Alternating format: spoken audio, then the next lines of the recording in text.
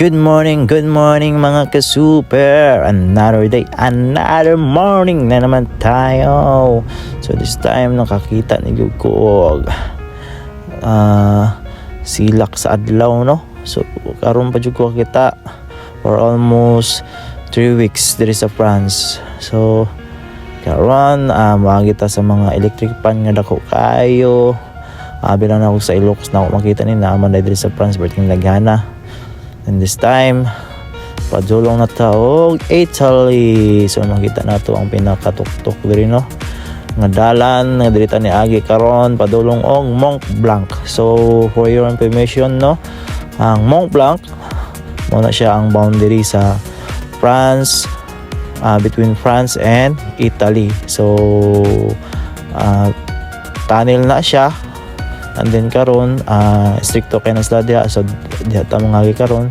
So need ta og entry pass, and then need nila i-check ato ang kuan atong mga karga kung makontrol ta. So na daghan kay mga pulis dira. So ang kanang Mont Blanc baligo na ako mo na siya ang boundary sa France and Italy. So vice versa. So dagapon ka moagi kay gikay ka sa France padulong Italy. And karon makita na to ang rock view, mga rock view guys ibabaw sa France sa dalan, no. Grabe ka high tech na diri, ka high end nila kay ilang dalan na sa ibabaw sa bukid. So karon makita niyo muna ako diri sa tuktok ko. Grabe ka taas. Dili na jud ko modungaw kay basig na impatso kita ni modungaw tani. So dito rin yung daan, guys. Pero yung handlo ka nangyayana diri padulong tag Italy, no.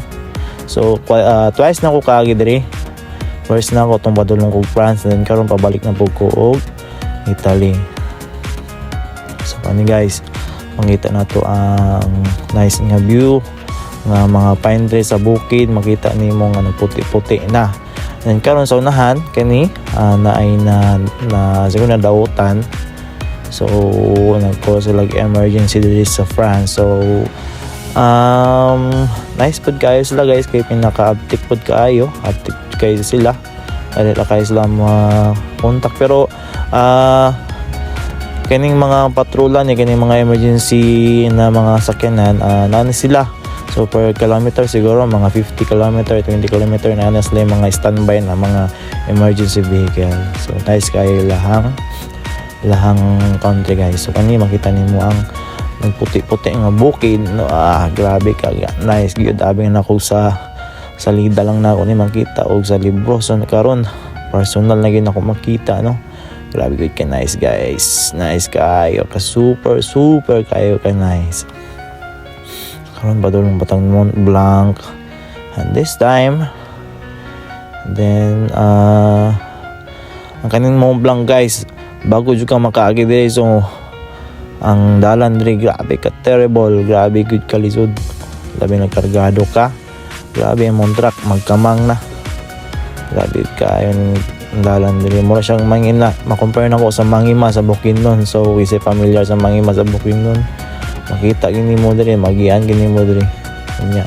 Ang kadlok lang gud guys, labi na magbaha mag-ice, no.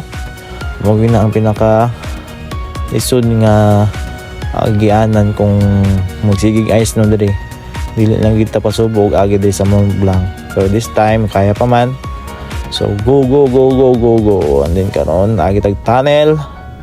And then karon wala na ako nag-video nga niagi ko sa boundary sa tunnel dito sa Mont Blanc, no, sa France and Italy kay stricto kay sila.